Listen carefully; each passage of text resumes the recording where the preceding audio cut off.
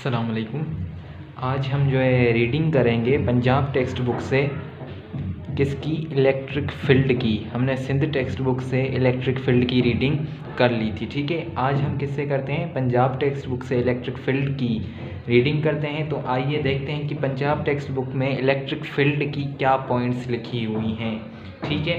तो यहाँ ऊपर दो चीज़ें कहता है कि what are the origin of these forces, पूछता है कि इन फोर्सेस की ओरिजिन क्या है। कौन सी forces, gravitational and electric forces. पूछता है कि इन फोर्सेस की ओरिजिन क्या है, ये फोर्सेस कहाँ से ओरिजिनेट होती हैं, कहाँ से पैदा होती हैं। बी, दूसरा क्वेश्चन क्या करता है, how are these forces transmitted from one mass to another और from one charge to another. ये फोर्सेस कैसे ट्रांसमिट होती हैं एक मास से दूसरे मास में, ठीक है। एक चीज़ से दूसरी चीज़ में कैसे जो है ट्रांसमिट होती हैं, या किसी चार्ज से, ठीक है, या किसी एक चार्ज से दूसरी चार्ज में ये फोर्सेस कैसे ट्रांसमिट करती हैं।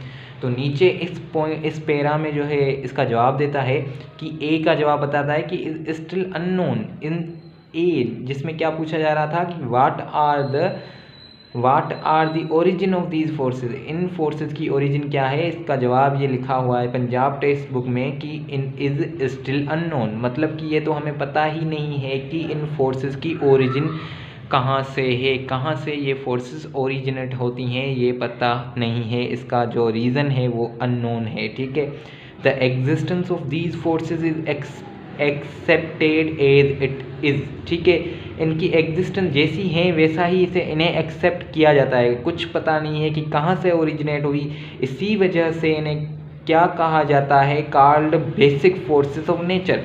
इसी वजह से इन्हें बेसिक फोर्सेस ऑफ नेचर कहा जाता है, ठीक है। इनकी ओरिजिन का पता नहीं है, इसी वजह से इन्हें बेसिक फोर्सेस ऑफ नेचर कहा जाता है।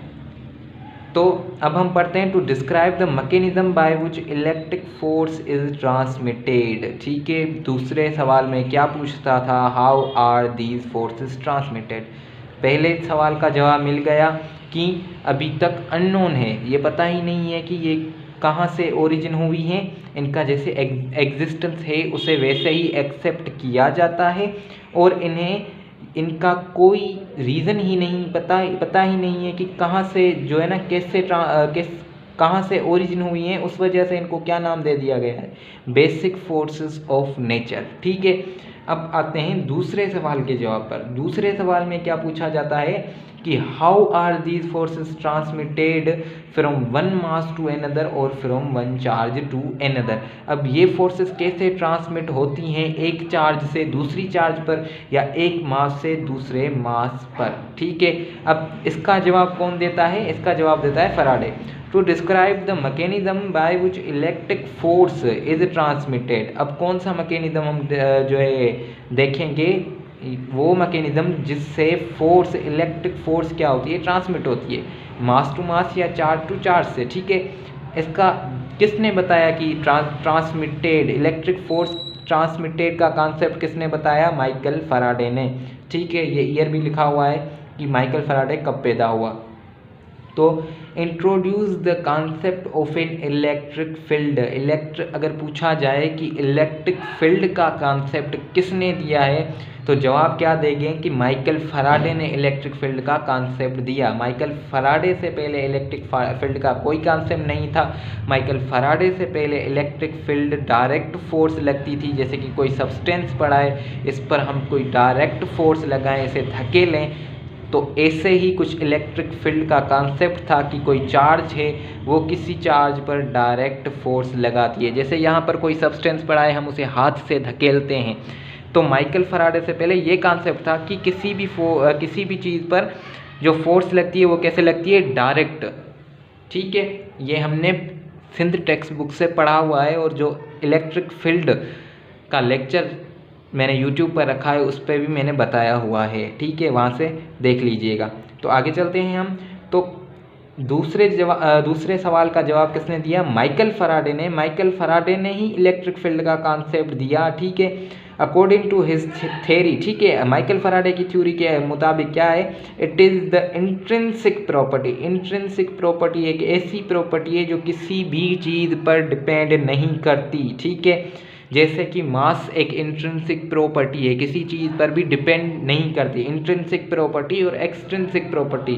इंट्रिंसिक प्रॉपर्टी किसी चीज़ पर डिपेंड नहीं करती, वो उसकी खुद की होती है। और एक्सट्रिंसिक प्रॉपर्टी एक ऐसी प्रॉपर्टी है जो दूसरे किसी सब्सटेंस पर क्या करती है, डिपेंड करती है। जैसे मास क्या है, इंट्रिंसिक प्रॉपर्टी पर वेट क्या है, एक्सट्रिंसिक प्रॉपर्टी, ठीक है।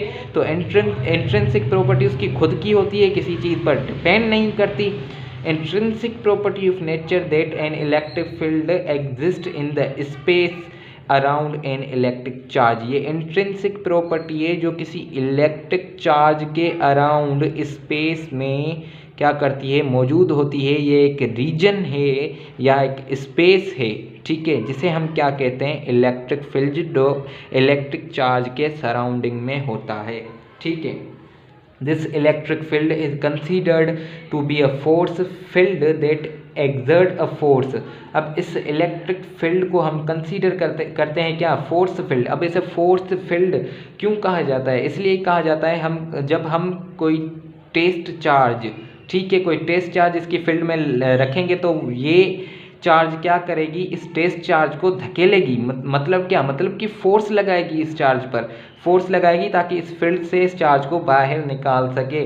तो इसको इसी वजह से हम फोर्स फील्ड कहते हैं, क्योंकि ये चार्ज इस टेस्ट चार्ज पर फोर्स लगाती है, ठीक है।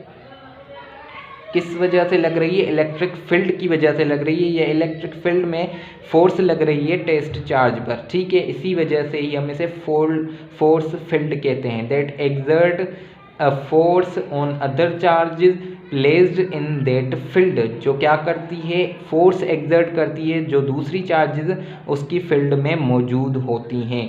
For example a charge Q produce an electric field in a space surrounding it. For example बता रहा है कि एक चार्ज है Q, वो क्या करती है, ये समझो Q चार्ज है, वो क्या करती है, produce an electric field in space, ये स्पेस में इलेक्ट्रिक फील्ड प्रोड्यूस कर रही है, इसके सराउंडिंग, इसी चार्ज के सराउंडिंग इस क्या कर रही है, इलेक्ट्रिक फील्ड प्रोड्यूस कर रही है ये चार्ज, ठीक है। अब यहाँ से this field exists whether the other charges are present in space or not, ठीक है।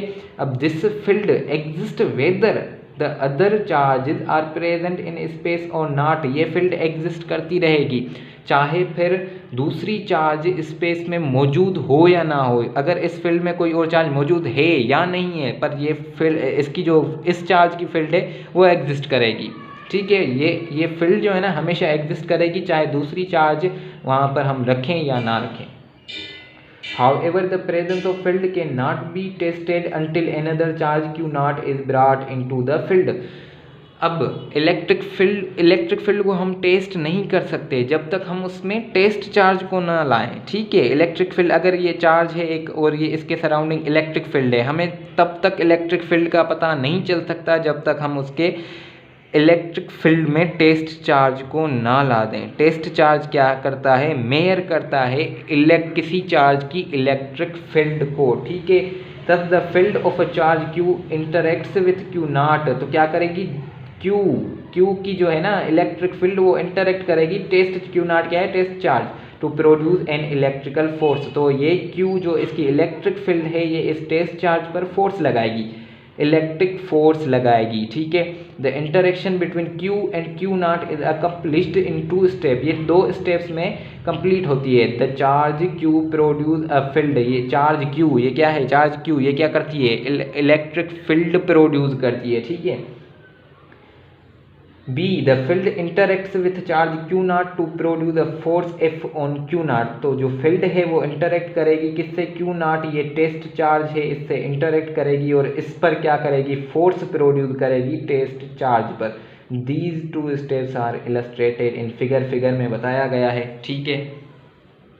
अब टेस्ट चार्ज की बात करता है यहाँ पर। The test charge Q naught has to be very small magnitude इसका बहुत ही छोटा मैग्नीट्यूड होता है, ठीक है। अब यहाँ आगे बताता है, रीज़न बताता है क्यों इसका मैग्नीट्यूड स्मॉल रखा गया है। So that it may not distort the field which it has to measure, जिस फील्ड को मेयर करना है ताकि उस फील्ड को ये डिस्टोर्ट ना कर सके। अगर इसका मैग्नीट्यूड सेम लेंगे तो वो बाहर से ही जो है रिपेल हो जाएगा, तो उस जिस फील्ड को मेयर करना है उस फील्ड को डिस्टोर्ट ना करे, उसी वजह से हम इसका मैग्नीट्यूड क्या लेते हैं, स्मॉल लेते हैं, ठीक है। बाकी आगे डिस्कस करेंगे अगली वीडियो में, ठीक है।